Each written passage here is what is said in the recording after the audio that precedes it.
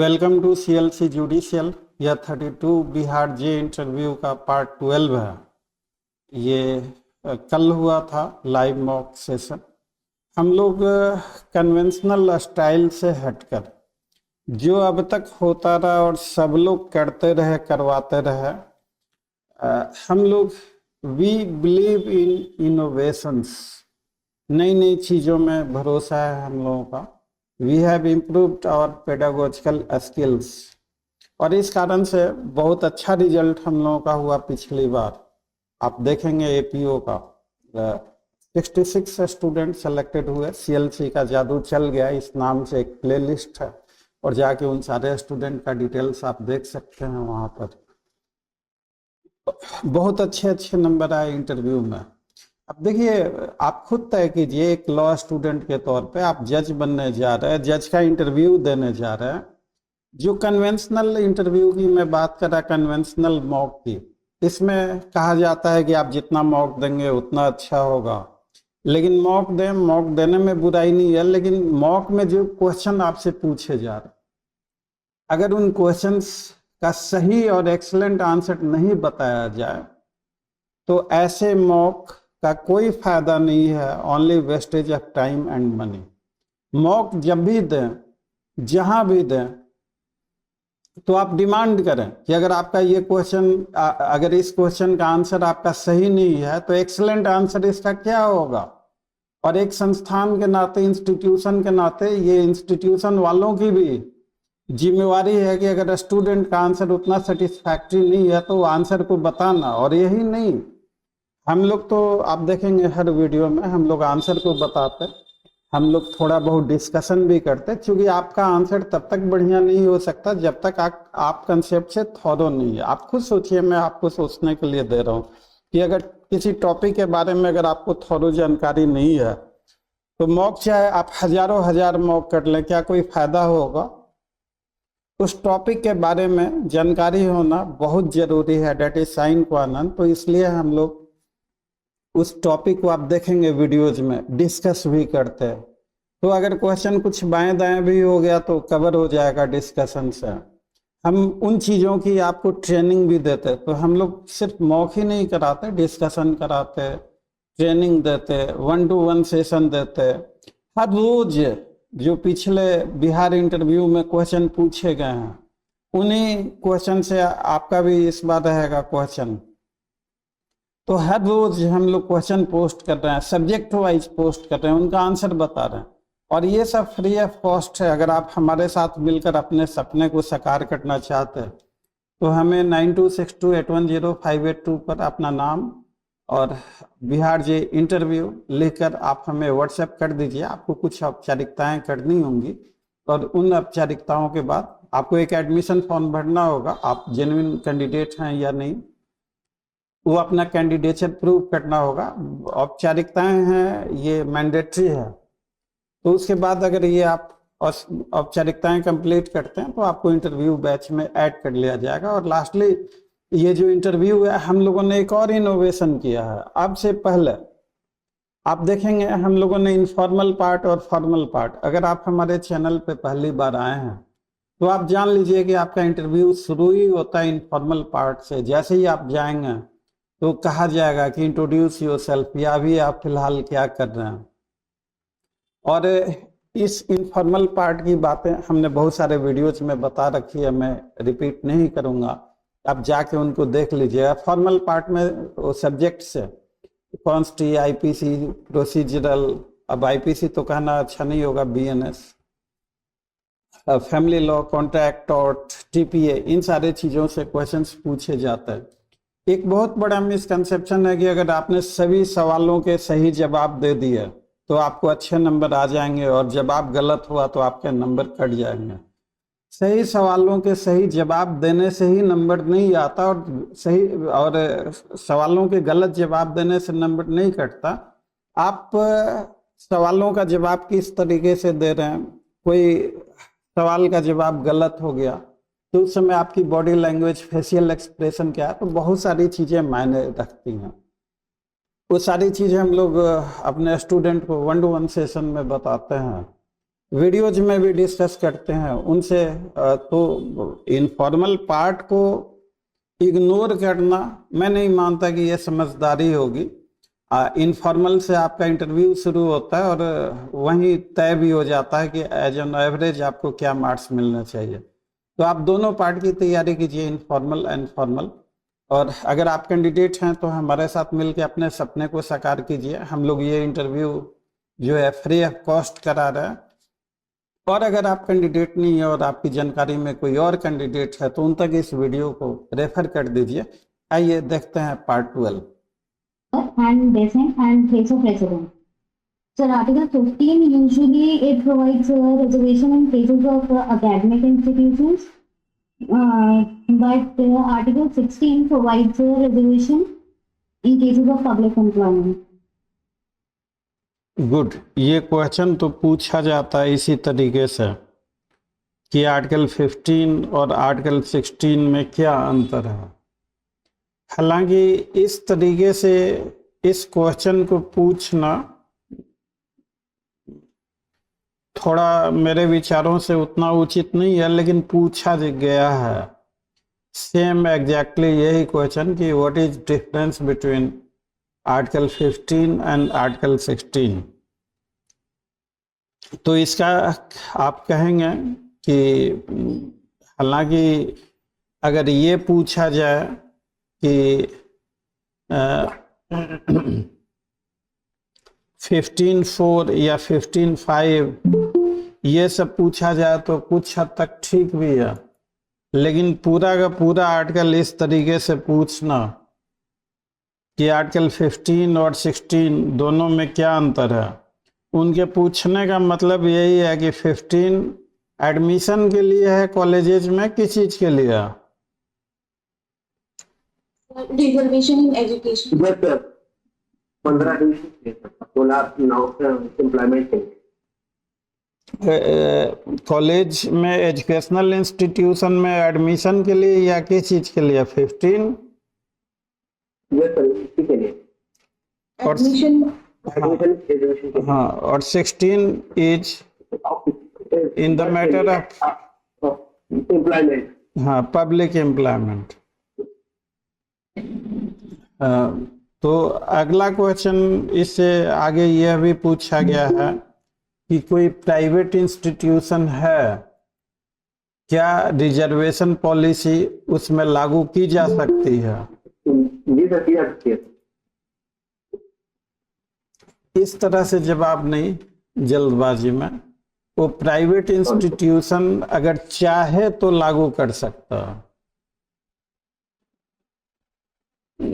सो फार compulsion है private institution भी लागू करेंगे? बताइए, प्राइवेट इंस्टीट्यूशन भी रिजर्वेशन लागू करेंगे? Is it compulsory?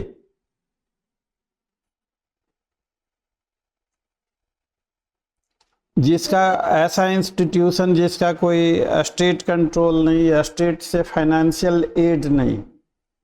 Sir, as far my knowledge is concerned, I think state अगर चाहे तो वो रिजर्वेशन अलाउ कर सकती है। Question is this कि can private educational institution be forced to implement reservation? Sir enforce नहीं कर सकते, अगर यूनिवर्सिटी चाहे तो कर सकती है, क्योंकि सर यूनिवर्सिटी को भी स्टेट बोला गया है because they confer some right, और इसके इस आधार पे वो भी मतलब जो जैसे जो कुछ राइट्स यूनिवर्सिटी भी कन्फर करती है जो कि फंडामेंटल राइट को अफेक्ट करती है, तो यूनिवर्सिटी को भी एज ए स्टेट बोला गया है। तो सर ये कह सकते हैं कि यूनिवर्सिटी अगर चाहे तो वो रिजर्वेशन अलाउ कर सकती है प्राइवेट यूनिवर्सिटी पे, कोई दबाव नहीं दे। If it becomes a state within meaning of Article 12, तो ये fundamental right with in meaning of article 12, तो क्या आर्टिकल 15, 16 उन पर लागू होगा या नहीं होगा? If some institution becomes a state within meaning of Article 12, then whether article 15 and 16 would be applicable to them or not.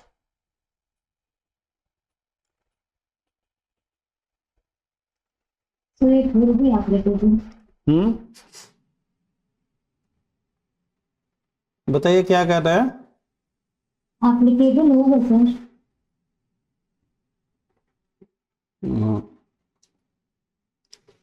Universities state है या नहीं? Yes, sir. Case Sir, in the Rajasthan Electricity Board versus तो जो university statute के द्वारा create की गई है, जो यूनिवर्सिटी प्राइवेट यूनिवर्सिटी है, किसी स्टैट्यूट के द्वारा नहीं क्रिएट, जैसे आपने अपनी कोई यूनिवर्सिटी बना ली, तो whether reservation policy would be also applicable to it or not, whether a private educational institution can be treated as a state, ये क्वेश्चन पूछा गया है. प्राइवेट एजुकेशनल इंस्टीट्यूशन, आप लोग नोट कीजिए, ये क्वेश्चन पूछा गया है. Private, whether a private educational institution is a state or not. ऐसे ही. यस प्रज्ञा, क्या करना चाह रहे हैं? तो प्राइवेट एजुकेशन का ऐसा कंपल्सन नहीं होता है, बट 15 + 5 में लिखा गया है कि अगर जो स्टेट है वो अगर मतलब ऐसा प्रोविजन बना सकती है कि प्राइवेट इंस्टीट्यूशन भी रिजर्वेशन लागू करेंगे, तो ऐसा कंपल्सरी नहीं है शायद. हाँ, तो वो 15(5) है, और 15(5) में किसके लिए, सबके लिए या किसके लिए है 15(5)? सर उसमें लिखा गया है educational institutions including the private ones. पूरा पढ़िए आर्टिकल 15(5) को.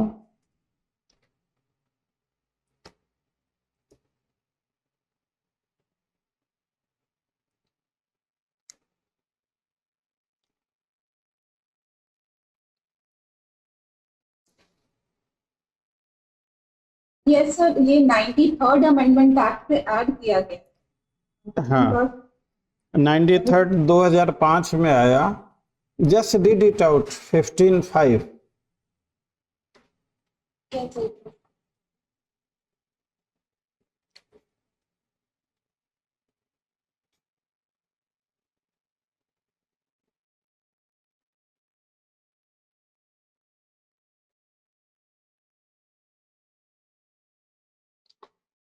आप में से किसी कोई निकालिए बेयर एक्ट कॉन्स्टी का. Yes, sir. Sir, Article 15 Clause 5 says nothing in this article or in subclause G of Clause 1 of Article 19 shall prevent the state from making any special provision by law for the advancement of any socially or educationally backward class or citizens, or for the scheduled caste or scheduled tribes, insofar as such special provisions relate to their admission to educational institutions, including private educational institutions, whether aided or unaided by the state, other than minority educational institutions referred to in clause 1 of Article 30. तो जो है कि special provision बनाया जा सकता है private educational institution for the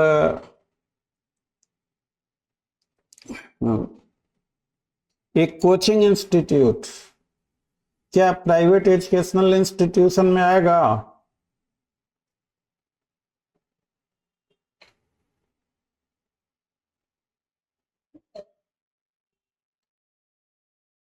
Every institution which imparts education क्या necessarily becomes educational institution?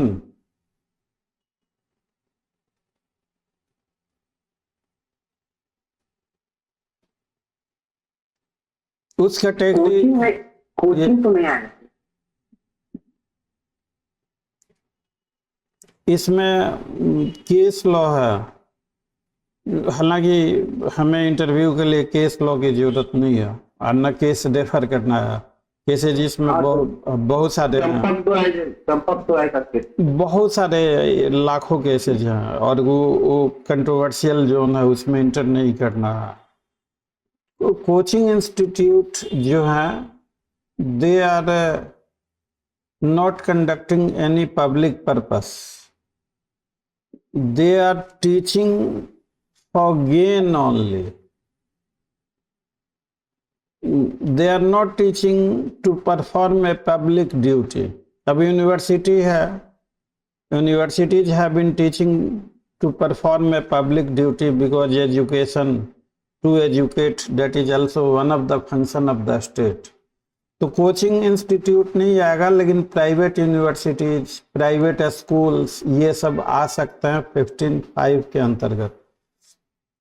तो बेसिकली क्वेश्चन अगर कुछ पूछा जाए तो आर्टिकल 15 से यही क्वेश्चन बनता है कि आर्टिकल 15(5) क्या है। तो आर्टिकल 15(5) है कि special provision for the advancement of socially and educationally backward class of citizen और SC/ST के लिए so far as it relates to their admission into educational institution including private educational institution whether aided or unaided by the state other than minority education।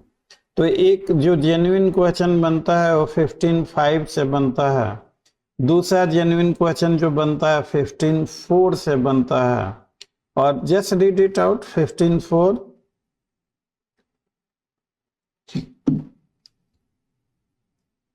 So 15(4), nothing in this article or in clause 2 of Article 29 shall prevent the state from making any special provision for the advancement of any social educationally backward classes of citizen or for the scheduled caste and the scheduled tribe।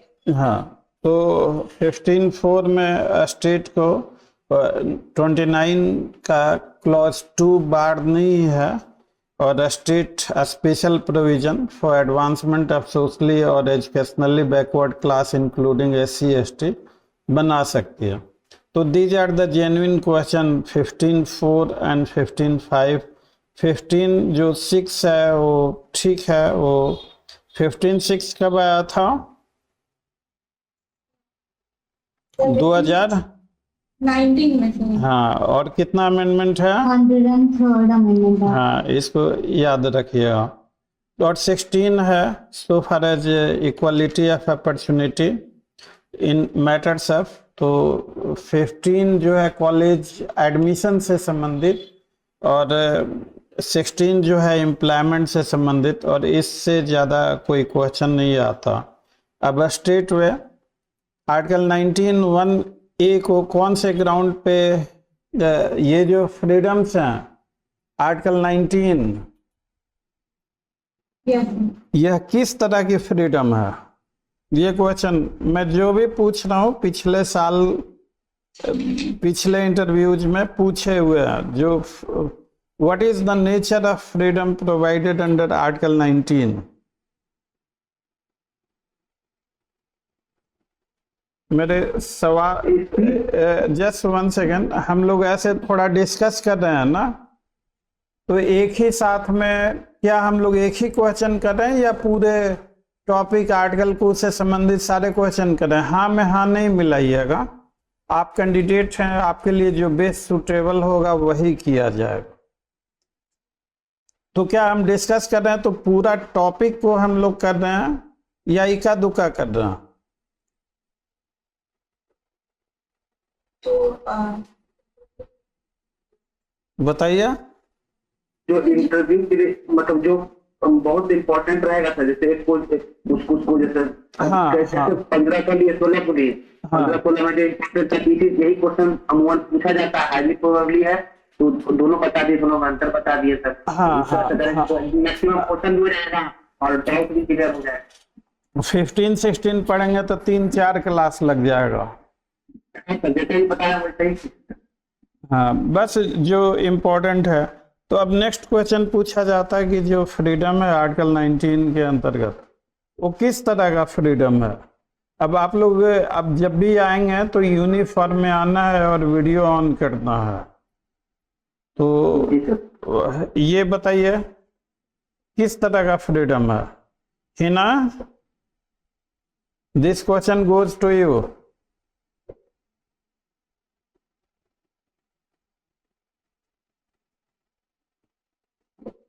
Yes, sir.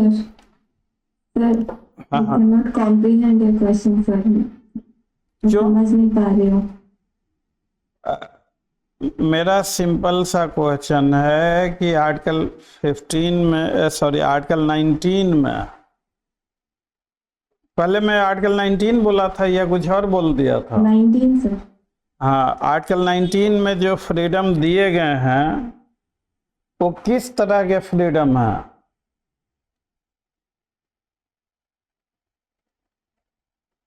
क्या article 19 में freedom दिए गए हैं? Yes sir. या 1A में ही दिए गए हैं, बाकी जगह नहीं दिए गए हैं? नहीं, तभी में फ्रीडम दिया गया। हाँ तो फ्रीडम है।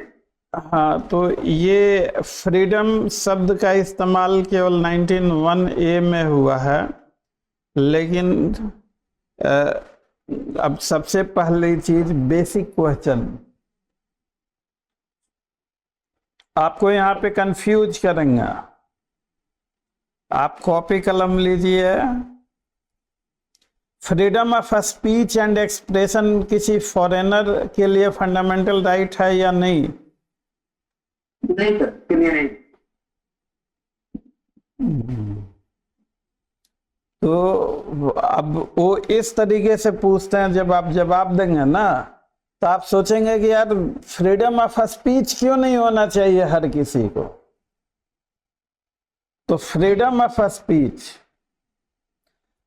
अब ये बताइए, आप फैमिली मेंबर अपने घर में, एक फैमिली मेंबर दूसरे फैमिली मेंबर से चाहे जैसे बात कर ला, लेकिन आपके घर के आंगन में कोई बाहरी घुस के मनमर्जी बात करेगा तो बर्दाश्त होगा?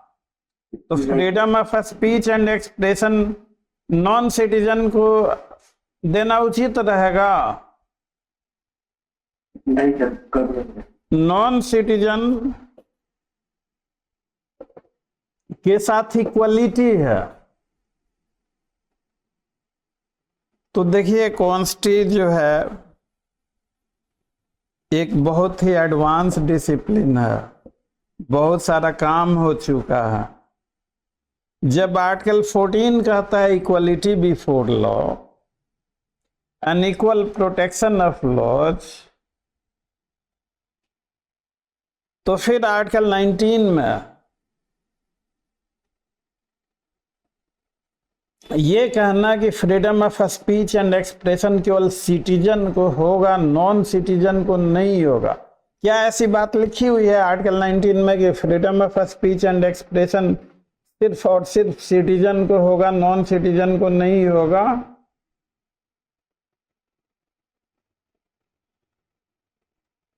अब मुझे नहीं पता, आप देखिए, देख के बताइए। सर ये सिटीजन के लिए ही, नॉन सिटीजन के लिए नहीं। तो यहीं पे ये जो जितने सारे मैं पूछ रहा हूं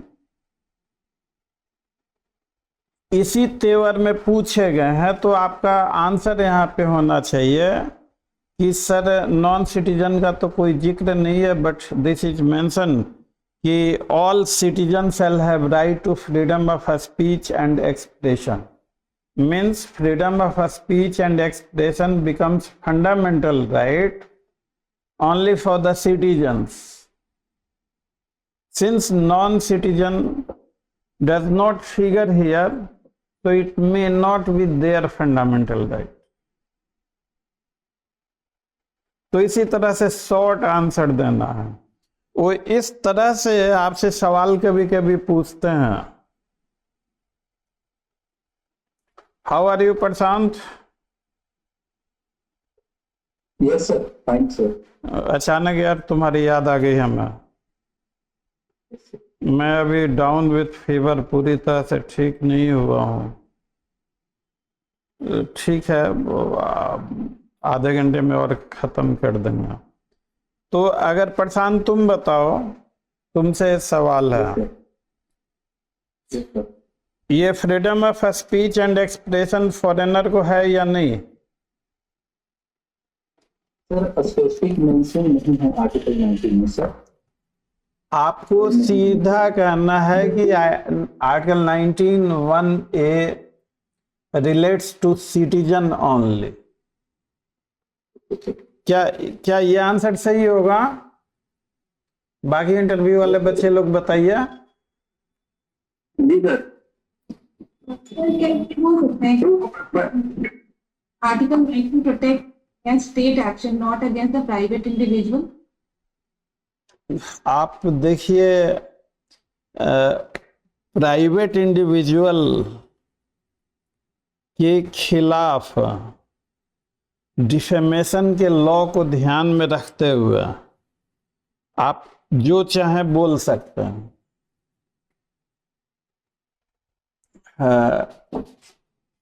लेकिन इस टॉपिक को हम लोगों को कॉम्प्लिकेट नहीं करना है। अब इसके अगर हम डीप में जाएंगे तो there has to be a reasonable balance between law of defamation and freedom of speech and expression. It must cater to the need. और इसमें जो स्टेट है, it's not an absolute freedom, ये क्वालिफाइड फ्रीडम है। And state can impose reasonable restriction on in the sovereignty and integrity of India, security of a state, friendly relation with foreign state, public order, decency, morality, or contempt of court, defamation, incitement to an offense। तो ये कौन कौन से ground पे restrict किया जा सकता है? तो वो ग्राउंड कौन से क्लॉज में दिए हुए हैं 19 के?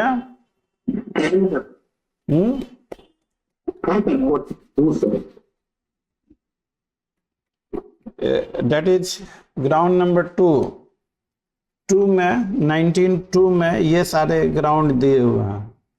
तो इसको कॉम्प्लिकेट नहीं करते हुए कि article 19 is available only to the citizens, it is not available to non citizen. बस सिंपल, जितना शॉर्ट आंसर हम रखेंगे हमारे लिए उतना ही बढ़िया होगा।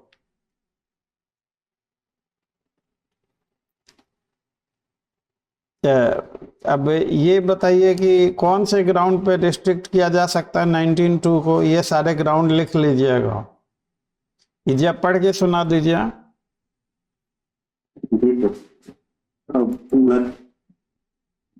Nothing in the subclause A of clause 1 will affect the operation of any existing law or prevent the state from making any law insofar as such law imposes reasonable restrictions on the exercise of the right conferred by the law, while the state subclause in the interest of the sovereignty and the integrity of India, the security of the state, friendly relation with the foreign state, public order, decency, morality, or in relation to contempt of court, defamation, or incitement to an offense। Incitement to an offense। अब जो हम लोगों का next question, ये सब तो हम लोगों ने करा दिया। ये आर्टिकल 16(4)(a) रह गया था। ये क्या है article 16(4)(a)?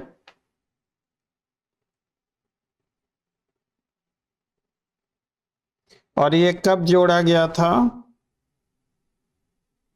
It relates to promotion with consequential security. Seniority, कंसिक्वेंशियल। 27th Amendment।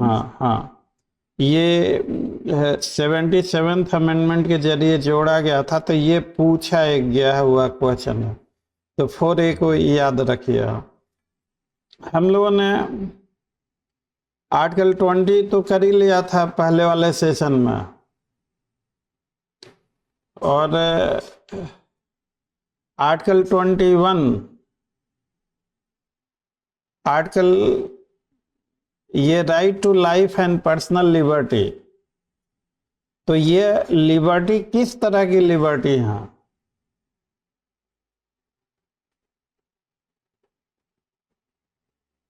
Sir citizen और नॉन सिटीजन दोनों का ये लेवल कर सकते। नहीं, वो तो ठीक है, हमने ये सवाल नहीं पूछा है कि आर्टिकल 21 किसको available. Naturally right to life and liberty, this liberty is available to everyone. तो इनफैक्ट मेनका गांधी केस में काफी धुआंधार बहस चली और बहुत सारी चीज है।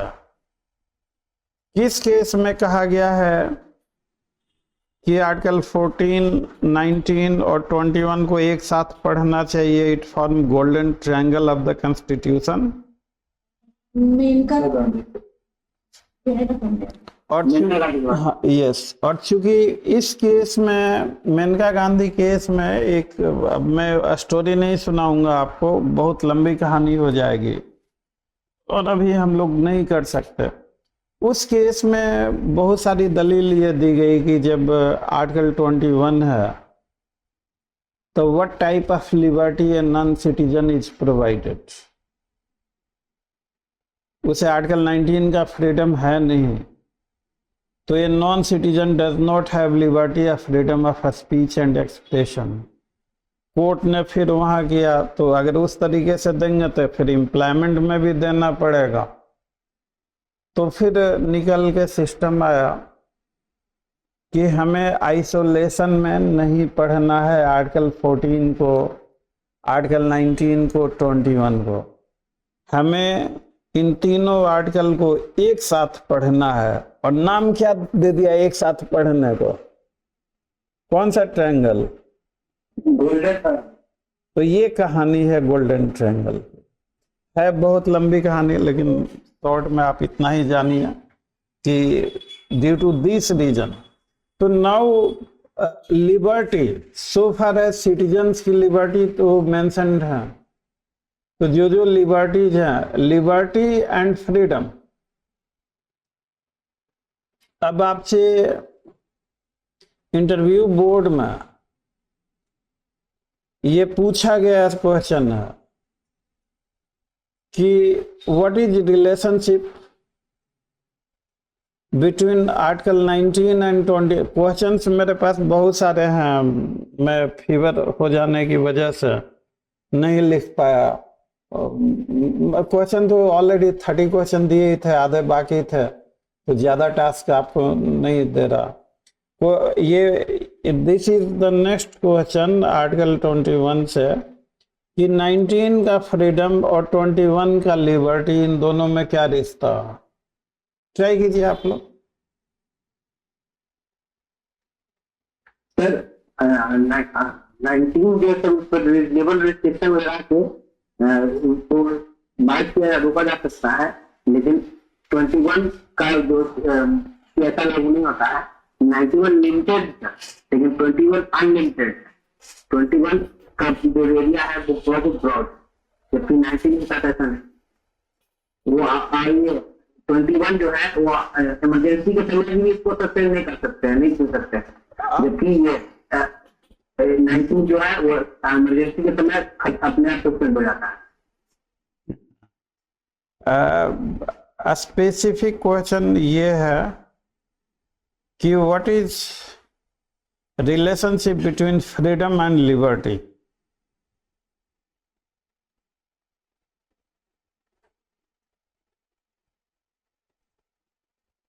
What is the meaning of liberty?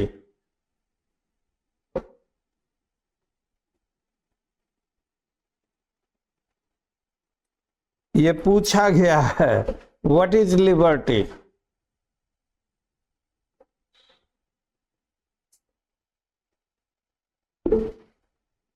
Yes प्रज्ञा बताइए।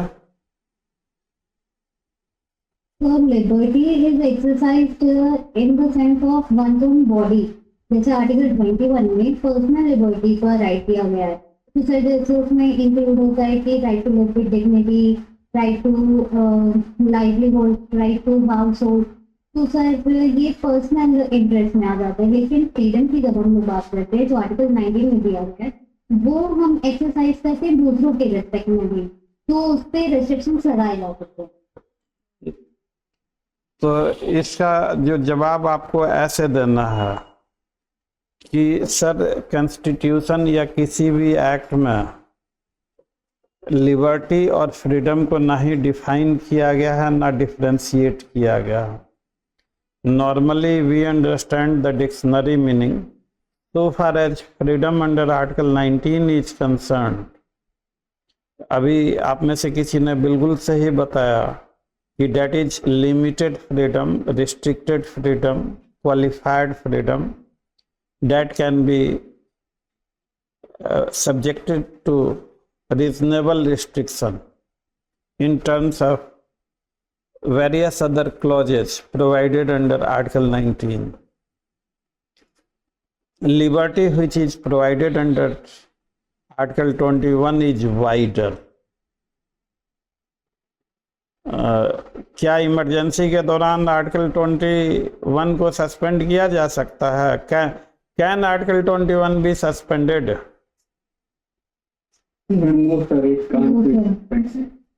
आर्टिकल 21 को सस्पेंड करने का मतलब किसी को उठा के बीच चौराहे पे गोली मार दीजिए, कुछ नहीं हो। तो the area, the scope of article 21 is much wider because 21 covers citizen and non-citizen both।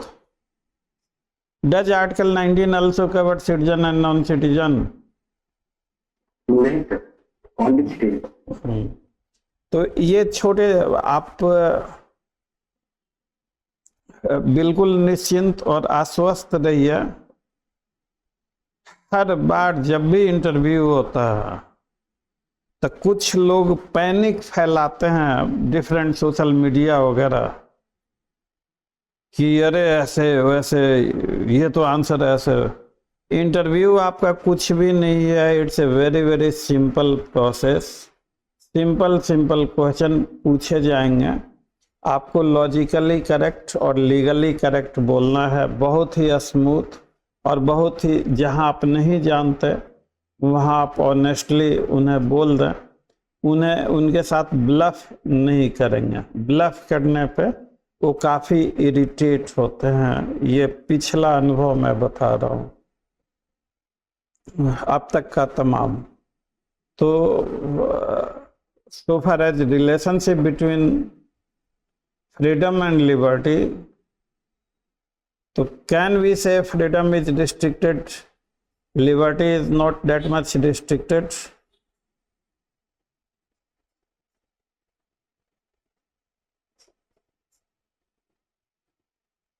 Yes sir, we can say that।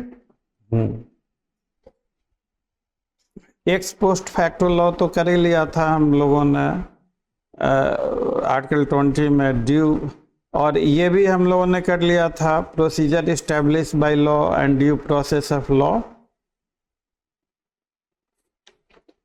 ये किया था नहीं किया था? कर लिया था सर। जो नेक्स्ट क्वेश्चन अब बचते हैं कॉन्स्टी के, कमर्शियल स्पीच किसे कहते हैं? Sir, I am not sure, but I think advertisement। Yes sir। Commercial speech is do have freedom of commercial speech or not? Yes sir। Yes sir। It has, perhaps। है, बिल्कुल है। और what is, अगर मान लीजिए commercial speech fraud और miss representation कब बनेगा? जब वो भ्रामक होगा सर, तो भ्रम फैलाने वाला होगा, तो वो बन सकता है। इसी में पूछा गया है फ्रॉड और मिस रिप्रेजेंटेशन इन दोनों में क्या अंतर है? Yes Rishabh Ranjan.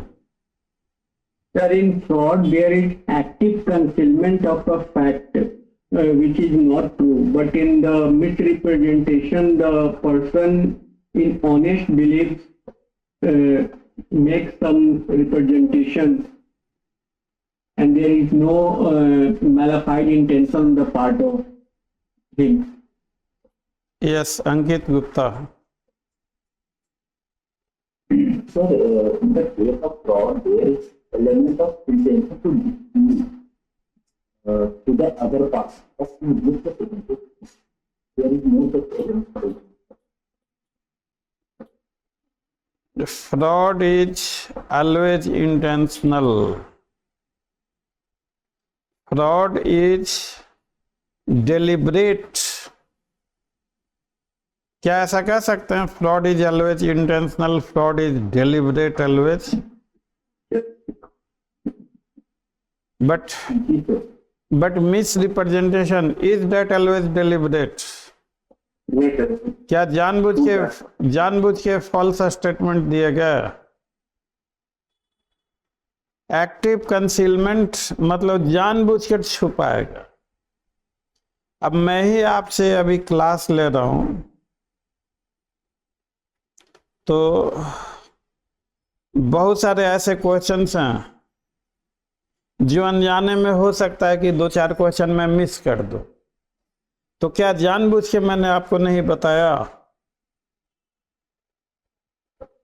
Active concealment is to be blamed and passive concealment is unwelcome. Concealment नहीं होना चाहिए, सब चीज फेयर होनी चाहिए। तो there is lot of difference between fraud and misrepresentation. Fraud में maker of the statement knows it to be false. Misrepresentation में maker of the statement does he know it to be false? No, sir, he is in honest belief that things to appear. He thinks to be true. Misrepresentation में maker believes the statement to be true. और fraud में ये 2 अंतर है, 2 से ज्यादा अंतर नहीं बोलिएगा वहां पर। फ्रॉड मतलब पूरी किताब नहीं बताना है। फ्रॉड और मिस रिप्रेजेंटेशन में बहुत सारे अंतर है, हम लोग 15-16 अंतर बताते हैं। जो मेन अंतर है, fraud is always intentional, misrepresentation is not intentional. Fraud में maker knows the falsity of the environment, misrepresentation में maker believes the environment to be true. और बहुत मन करेगा तो फ्रॉड, क्या क्रिमिनल लॉ में फ्रॉड का डिफाइन किया गया है?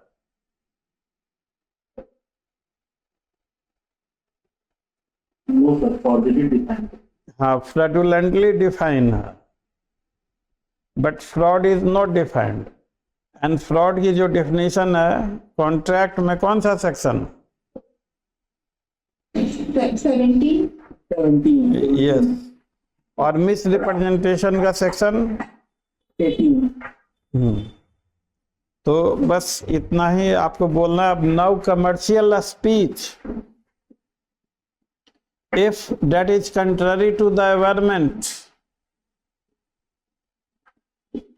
then it may be a type of misrepresentation, it may be a type of fraud. अब मान लीजिए आप कोई लैपटॉप खरीदने गए और लैपटॉप के डिस्क्रिप्शन में लिख दिया है कि भाई इसमें ग्राफिक कार्ड है 12 GB का, और लैपटॉप में ग्राफिक कार्ड है ही नहीं। Will it be a fraud or misrepresentation?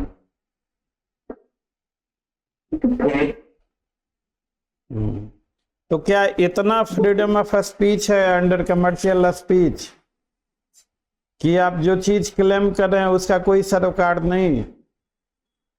इतना तो एक्सेप्टेबल नहीं होगा।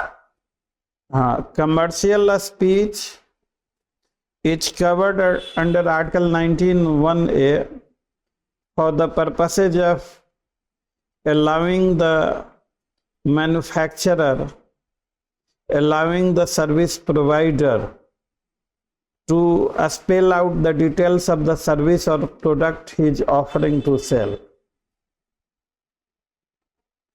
तो कमर्शियल स्पीच में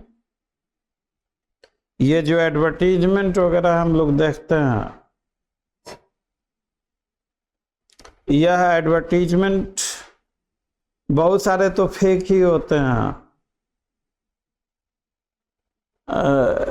अगर लॉ की हम बात करें तो राह चलते वैसे बहस कर लें, लेकिन अगर देखा जाए तो जो कानून की मर्यादा है उसका अधिकतर ये लोग उल्लंघन नहीं करता। लेकिन सो फार एज कमर्शियल स्पीच एक सर्विस प्रोवाइडर अपने प्रोडक्ट के बारे में अपने कस्टमर्स को बता सके, and this is a necessary information, and due to that reason commercial speech is allowed. A puffing ad, अपनी चीज को बढ़ा चढ़ा के बताना, the puffing ad sometimes may be fraud, sometimes may not be fraud. अगर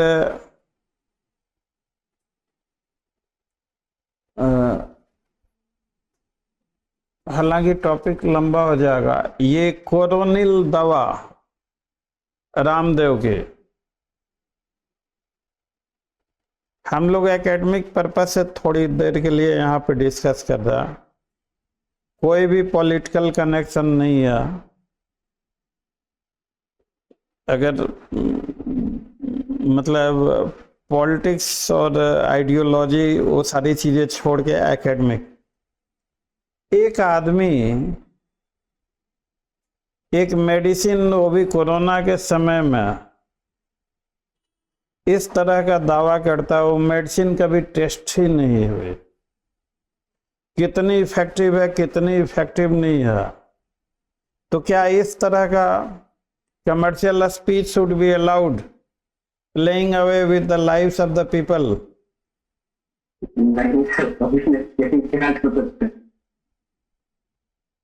तो पतंजलि उन्होंने नाम रख लिया, तो पतंजलि के समय में अब उन्होंने अपने प्रोडक्ट के पॉपुलैरिटी के लिए ऐसा किया। अब हिस्टोरिकल पर्सनालिटी पे किसी का एक अधिकार नहीं है, कोई भी आदमी वो नाम को रख सकता। तो and this comes under article 19(1)(a freedom of speech and expression के अंतर्गत। Freedom of speech and expression के अंतर्गत ये media do have separate media law, और मीडिया को भी वही अधिकार है जो 19(1)(a में हमें है।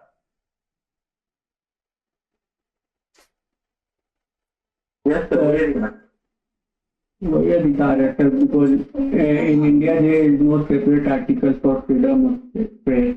हाँ, इसी में प्रेस की स्वतंत्रता नीति आती है। और चलिए ये सब हम लोगों ने कर लिया, और ये आपका आर्टिकल 21(a) को कब इंजर्ट किया गया?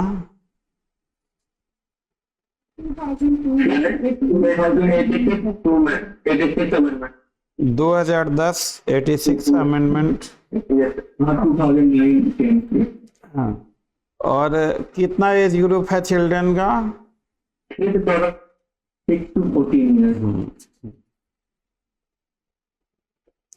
और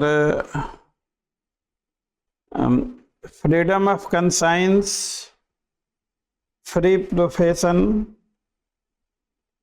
ये हम लोग रिलीजियस फ्रीडम वगैरह को कल करेंगे, कल कॉन्स्टिट्यूट है हम लोग पूरा फंडामेंटल राइट और डीपीएसपी से संबंधित जो question, I am not well, आज अब यहीं पे करेंगे। कल आप लोग फंडामेंटल राइट और डीपीएसपी को तैयार रखिएगा।